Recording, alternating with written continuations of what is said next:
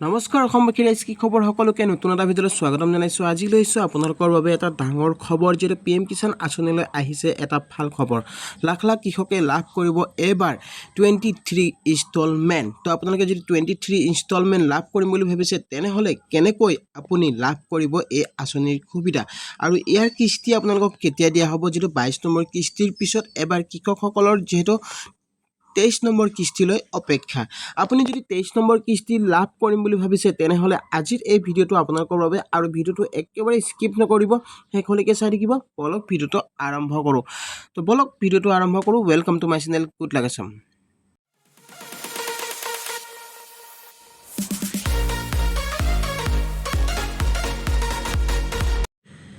তো গাইজ, প্ৰথমতে আপোনালোক যদি জনাব বিচাৰিছোঁ, PM কিষাণ আঁচনিৰ ধন যদি আপুনি লাভ কৰিম বুলি ভাবিছে, তেনেহ'লে আপোনালোকৰ বাবে এই ভিডিঅ'টো চাওক। এই ভিডিঅ'টোত আপোনালোকক মই চাওক, প্ৰথমতে আপোনালোকে ৱেবছাইটত আহিব। ইয়াত PM কিষাণ যিটো gov.in যিটো ৱেবছাইট আছে, যিটো গভৰ্ণমেণ্ট ৱেবছাইট, ঠিক আছে। ইয়াত অহাৰ পিছত আপোনালোকে ইয়াত দেখিবলৈ পাব, আৰু এই ৱেবছাইটটোত আপোনালোকে এই বস্তুখিনি লক্ষ্য কৰিব। তো ইয়াত দেখুৱাব খুজিছোঁ, চাওক।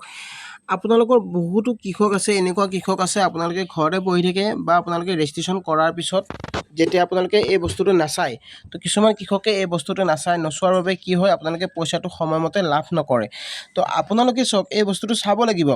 আপোনাৰ যিটো আপোনাৰ KYC হৈ আছেনে নাই, আপোনাৰ KYCটো ঠিকে আছেনে নাই। যদি আপোনাৰ KYCটো আপোনাৰ যিকোনো এটা বস্তু যদি আপোনাৰ ভুল হৈ থাকে, যেনে ধৰক আপোনাৰ লেণ্ড ছেডিং বা আধাৰ ছেডিং আৰু বেংক একাউণ্ট ছেডিং, এই তিনিটা বস্তু আপোনাৰ KYC মেণ্ডেটৰী। তিনিটা বস্তু যদি আপোনাৰ KYC হৈ থাকে, আপোনাৰ যদি KYC অ'কে হৈ থাকে, এই তিনিটা বস্তু যদি আপোনাৰ অ'কে হৈ থাকে, তেনেহ'লে আপোনাৰ কোনো সমস্যা নাই। যিটো আপোনালোকৰ মাহত 3 মাহৰ মূৰত, 4 মাহৰ অন্তৰালত যিটো পইচা আপোনালোকক দিয়ে, সেই পইচাটো আপোনালোকে সময়মতে লাভ কৰিব পাৰিব। তো প্ৰথমটো কাম হৈছে আপোনালোকে কি কৰিব লাগিব, চাওক। ইয়াত লিখি দিছে EKYC is mandatory for PM Kisan registered farmer. তো কৃষকসকলৰ যিসকল কৃষকে PM কিষাণ পৰ্টেলত মানে আপোনালোকৰ ৰেজিষ্ট্ৰেশ্যন কৰা আছে, যদি আপুনি ফাৰ্মাৰ হয়, তেনেহ'লে আপোনাৰ বাবে EKYCটো মেণ্ডেটৰী। আৰু OTP based EKYC is available PM Kisan portal. তো আপোনালোকে PM কিষাণ পৰ্টেলতো আপুনি কৰিব পাৰিব আবেদন আপোনালোকে EKYCৰ বাবে, নাইবা আপুনি nearest CSC centre may be contracted for biometric based EKYC। আৰু যদি আপুনি পৰ্টেলত কৰিব পৰা নাই EKYC, তেনেহ'লে আপুনি আৰু এটা অপশ্যন বাছি ল'ব পাৰে, যিটো কৈছোঁ আপোনালোকে। আপোনাৰ CSC চেণ্টাৰ যিটো আছে, CSC চেণ্টাৰত আপোনালোকে যাব। CSC চেণ্টাৰত গৈ আপোনালোকে তাতে আপোনাৰ আধাৰ নম্বৰ আৰু মোবাইল নম্বৰ, আপোনালোকে এই দুইটা বস্তু আপোনালোকে লগত লৈ যাব। তেতিয়া কি হ'ব, আপোনাৰ CSC চেণ্টাৰত সেই বস্তুটো আপোনালোকক আপডেট কৰি দিয়া হ'ব, যে আপোনাৰ KYC ঠিকে আছে নে। আপুনি প্ৰথমতে চেক কৰিব মোবাইল নম্বৰ OTPৰ সহায়ত। কিন্তু এই বস্তুটো আপোনালোকে ভুল নকৰিব, যে আপোনাৰ মোবাইল নম্বৰটো আধাৰ লিংক থকা মোবাইল নম্বৰটোহে আপুনি লৈ যাব, ঠিক আছে। আধাৰ লিংক থকা মোবাইল নম্বৰটো নিলেহে আপুনি চাব পাৰিব আপোনাৰ KYC। তো কিছুমানে কি কৰে, বহুতো কৃষকৰ এই ভুলটো হৈ আছে, যে আপুনি আধাৰ কাৰ্ডত বেলেগ এটা নম্বৰ দি থৈ দিয়ে। তাৰ ফলত কি হয়, আপোনাৰ মোবাইলত OTP নাহে। তো OTP নাহিলে আপুনি কেতিয়াও আপুনি EKYC কৰিব নোৱাৰিব। তো আপোনাৰ মোবাইলত OTP আহিব লাগিব, আৰু মোবাইলটো আপোনাৰ আধাৰৰ লগত লিংক হ'ব লাগিব, তেতিয়াহে আপুনি EKYC কৰিব পাৰিব। তো এতিয়া চাওক, ইয়াত কি লিখি দিছে, ইম্পৰ্টেণ্ট নোট। ইয়াত এটা কথা আপোনালোকে ইয়াত স্পষ্টকৈ লিখি দিছে, যে farmers are requested to check their eligibility status on now your status KYC। তো প্ৰথমতে আপোনালোকে আপোনাৰ যিটো ষ্টেটাছ আছে, নাও ইয়ৰ ষ্টেটাছ, সেই বস্তুটো চেক কৰিব কোৱা হৈছে। তো আপোনালোকক বহু কৃষকে এই বস্তুটো চেক নকৰে। তো তাৰ ফলত কি হয়, আপোনালোকে গম নাপায় যে আপোনাৰ EKYC হৈ আছেনে নাই। যদি আপোনাৰ EKYC হৈ নাথাকে, তেনেহ'লে আপুনি লাভ নকৰে কৃষকৰ ধন। আৰু যদি EKYC আপোনাৰ এক্টিভ থাকে, তেনেহ'লে আপোনাৰ সমস্যা নাই, আপুনি নিশ্চয় লাভ কৰিব পাৰিব। তো ইয়াত লিখি দিছে, farmers are requested to check their eligibility status on now your status. তো আপুনি প্ৰথমতে আপোনাৰ যিটো ফাৰ্মাৰ অপশ্যন আছে, তাত গৈ আপুনি যিসকল ফাৰ্মাৰ আছে, সেই ফাৰ্মাৰসকলে প্ৰথমতে আপোনাৰ ইলিজিবিলিটি চেক কৰক। ইলিজিবিলিটি চেক কৰিব কোৱা হৈছে, যে আপুনি ইলিজিবল হয় নে নহয়, আপুনি নেক্সট কিস্তিৰ বাবে আপুনি মানে পাবনে নাপায়, সেই বস্তুটো আপোনালোকে ইয়াত চেক কৰিব লাগিব। আৰু ইয়াত কৈছে যে PM কিষাণ ৱেবছাইট, আপোনালোকে PM কিষাণ ৱেবছাইটত গৈ চাব পাৰিব, নাইবা আপুনি মোবাইল এপৰ সহায়তো আপুনি চাব পাৰিব। আৰু এটা সুবিধা দিছে, Kisan Mitra, Mitra chatbot for further details. চাওক, মিত্ৰা মানে হৈছে কি, চেটবট যিটো কৈছে, যে আপোনালোকে ইয়াত আপোনালোকে মানে আপুনি কমেণ্ট আপোনালোকে ইয়াত চেট মানে লিখি পিনি আপুনি ইয়াত জানিব পাৰিব, যিটো আপোনালোকক এটা অপশ্যন দিয়া আছে ই মিত্ৰা বুলি, তাত গৈ আপোনালোকে চাৰ্চ কৰিব পাৰিব যে আপোনাৰ কি সুবিধা হৈছে, আপুনি PM কিষাণ আঁচনি ধন লাভ কৰিবলৈ নকৰে, আপোনাৰ কি লাগিব, সকলোখিনি বস্তু ইয়াত আপোনালোকক দেখুৱাই দিব। তো কেনেকুৱা ধৰণৰ অপশ্যন ইয়াত আপোনালোকৰ ৱেবছাইটত আহিলে এই বস্তুটো আহি যায়। এইটো চাওক, নিড হেল্প আস্ক কিষাণ ই মিত্ৰা। তো ইয়াত আপোনালোকে গ'লে চাওক, মই এইটো বেলেগ এটা টিপা গৈছে, তো এইটো নহয়,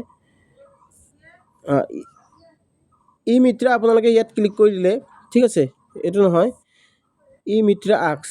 তো ই মিত্ৰা যিটো আছে আপোনালোকৰ অপশ্যন ই মিত্ৰা, ঠিক আছে, ই মিত্ৰাত আপোনালোকে ইয়াত কিষাণ ই মিত্ৰা যিটো অপশ্যন আছে তাত আহিলে আপোনালোকে ইয়াত প্ৰশ্ন কৰিব পাৰিব, আপোনালোকৰ কি সমস্যা আছে আপোনালোকে জানিব পাৰিব। তো ইয়াত আপোনালোকক সকলোখিনি প্ৰশ্নৰ ইয়াত আপোনালোকক উত্তৰ দিয়া হ'ব আৰু ইয়াত উত্তৰ দি যাব আপোনালোকে যি প্ৰশ্ন কৰে, ঠিক আছে। ইয়াত লিখা আছে আপোনালোকৰ প্ৰশ্ন কি, कृपया PM किसान या किसान क्रेडिट कार्ड या प्रधानमंत्री फसल बीमा योजना से संबंधित अपने प्रश्न पूछे।